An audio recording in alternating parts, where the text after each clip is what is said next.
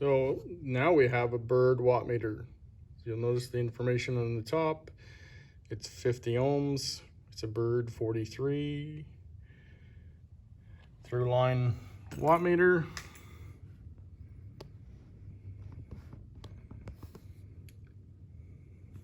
So it's fairly simple. Your antenna out of your radio comes into this side, and then antenna goes on that side, or a dummy load. So a dummy load is a 50 ohm load, which looks like this great big thing.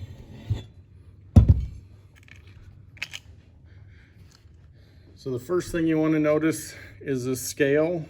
There's a scale of 100, 50, or 25.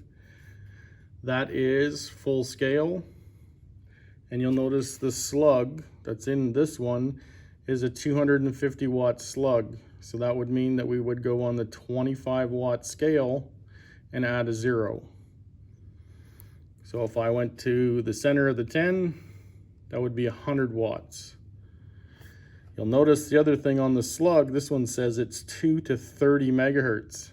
So it's frequency specific. So this would not be in the VHF COM range. This is actually HF range, but we don't have one on the bench at the moment. You notice the arrow is pointing always towards the antenna. I can actually turn it and point it backwards to the radio. That measures how much energy is going backwards. This is important when you have the ability to test an antenna and the coax to make sure it's good. We want as little to no power going backwards or reflected so that everything gets transmitted. A bad antenna or a bad coax, it will reflect power back to your radio. And you can put this in line and test to see. You can measure forward and measure reverse power and see how much is coming back. Again, a good tool when you're troubleshooting. The other thing that comes with it is what they call a sniffer. This sniffer is going to sample safely what's coming out of this or what's going through this power meter. So it goes in place of the slug,